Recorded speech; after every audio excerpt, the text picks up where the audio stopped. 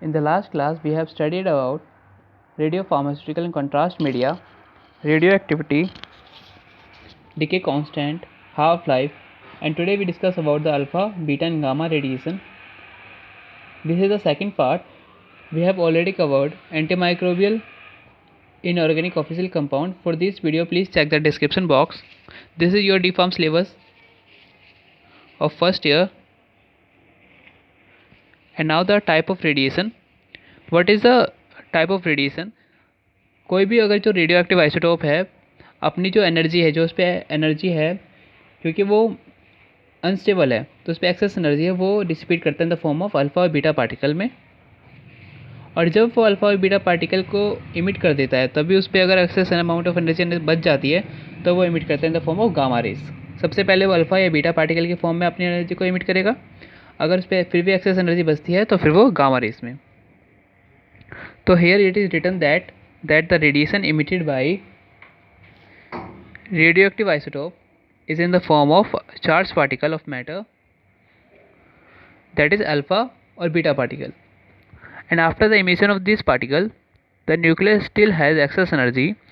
It is dissipated in the form of gamma rays.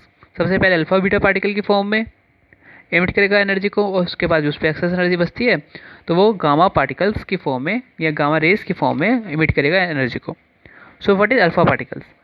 Alpha particles is just like helium. Alpha particle जो होते हैं वो helium के जैसे होते हैं। They are equivalent to the helium. Their nucleus containing 2 protons and 2 neutrons. It is heavy and positive charge. Particle having very high ionizing power upon interaction with the air or other media. सबसे पहले हमने देखा कि वो तो helium के बराबर है और उसमें 2 प्रोटॉन है, 2 न्यूट्रॉन है। जो अल्फा पार्टिकल होते हैं वो हैवी होते हैं, पॉजिटिव चार्ज कैरिंग करते हैं और वेरी हाई आयोनाइजिंग पावर होती है। Their range is in the air, ये जो रेंज है ये पेनिट्रेटिंग पावर के इक्विवेलेंट है। जैसे कि their range is in the air is few centimetre and a fraction of millimetre in the body tissue. अगर किसी की रेंज जो है बहुत ही कम है, में है, मिलीमीटर में है, वो भी फ्रैक्शंस ऑफ मिलीमीटर, बहुत ही कम है, तो उसकी जो पेनिट्रेटिंग पावर है वो इतनी कम है कि हम उसे बायोलॉजिकल एप्लीकेशंस के लिए यूज़ ही नहीं कर सकते, फार्मास्यूटिकल प्रिपरेशन में यूज़ नहीं कर सकते, क्योंकि वो पेनिट्रेट ही नहीं करेगा टिश्यू को। So this particle moves at relatively slow speed, जो इसकी जो स्पीड है वो बहुत ही कम है। Alpha particles usually emitted only from the element having atomic number greater than 82। Means जो अल्फा पार्टिकल हैं सिर्फ उन्हीं आइसोटॉप्स में से निकलते हैं जिनका एटॉमिक नंबर जो होता है वो 82 से ज़्यादा होता है। अगर किसी एलिमेंट का नंबर एटॉमिक नंबर 82 से कम है तो वो अल्फ़ा पार्टिकल को इमिट ही नहीं करेगा। Alpha emitters are not use in the pharmaceutical preparation because of its low penetrating power in the tissue. जैसे यहाँ पे भी देखा था हमने कि उसकी पेनिट्रेटिंग पावर जो फ्रैक्शंस ऑफ मिलीमीटर में है, तो हम उसे फार्मास्यूटिकल प्रिपरेशन में यूज़ ही नहीं करेंगे। There is example decay of uranium. This is the uranium having atomic number 92, which is more than 82, we all know. Then it is emit the alpha particle and we get the thorium which having the atomic number 90. So this is the example. Now the beta particle has the same mass as that of electron. Electron के जैसा ही उसमें मास होता है beta का particle में, which is about 9.1 into 10 के power minus 31 kilogram.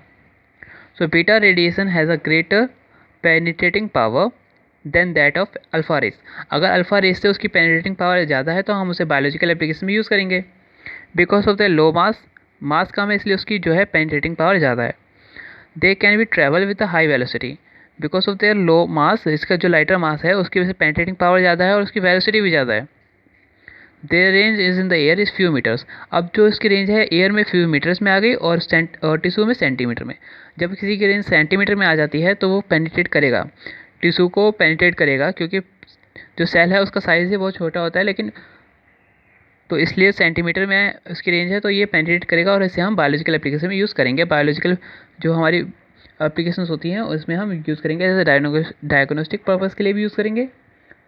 Beta particle has very less ionizing power, ionizing power इसकी कम है अल्फा पार्टिकल से। Beta particle sometimes called negatrons, they are emitted by unstable nuclei having neutrons in the excess of protons. जो ये beta particles हैं उन में से निकलते हैं जिन पे कि न्यूट्रॉन्स ज़्यादा हों प्रोटॉन्स के मुकाबले। तो it is written here, beta particles sometimes called negatrons, they are emitted by the unstable nuclei having neutrons in excess of proton. That's why this is known as negatrons. There is example carbon nitrogen, in which the carbon is C614 and they emit the beta particle, and what we get the stable nitrogen N714. Here this is unstable radioactive because carbon is 12, but there is an unstable radioactive 14. Beta particles are useful in biological application because of their high penetrating power.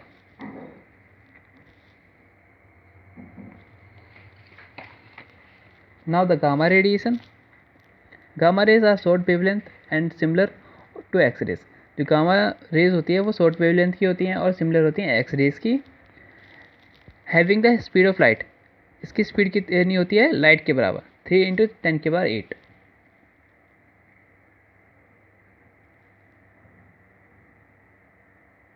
Gamma rays is suppose to a photon with electromagnetic radiation. Gamma rays है उसको हम एक photon की तरह मान सकते हैं जिसके पास है इलेक्ट्रोमैग्नेटिक रेडिएशन। ये अदर जो रेडिएशन होते हैं उस जैसा नहीं है, ये अल्फा बीटा जैसा नहीं है। ये this radiation have high penetrating power because of very high energy. इसकी पेनिट्रेटिंग पावर इसलिए ज़्यादा है क्योंकि उस पर हाई एनर्जी है। अगर इसकी हाई एनर्जी है, हाई पेनिट्रेटिंग पावर है, तो इसको हम बायोलॉजिकल एप्लीकेशन में यूज़ करेंगे। They do not have mass and charge but have high energy. Mass भी नहीं है, चार्ज भी नहीं है, लेकिन एनर्जी बहुत ज़्यादा है।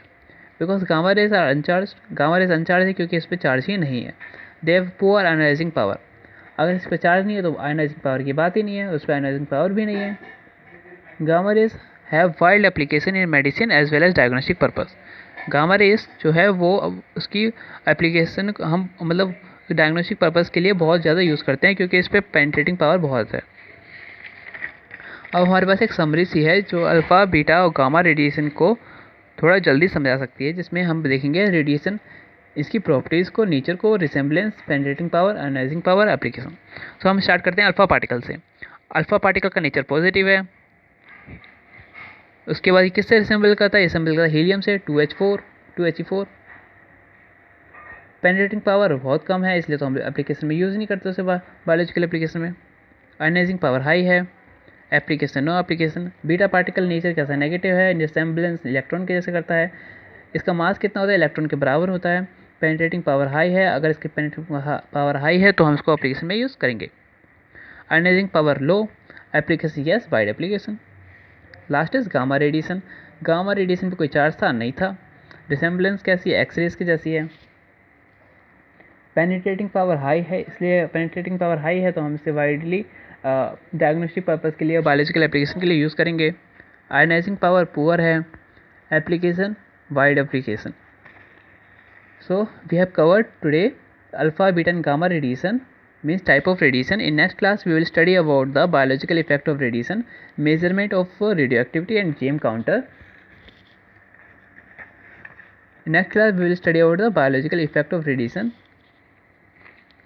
We have already covered antimicrobial and inorganic or physical compound. The link is in the description box, please check it out.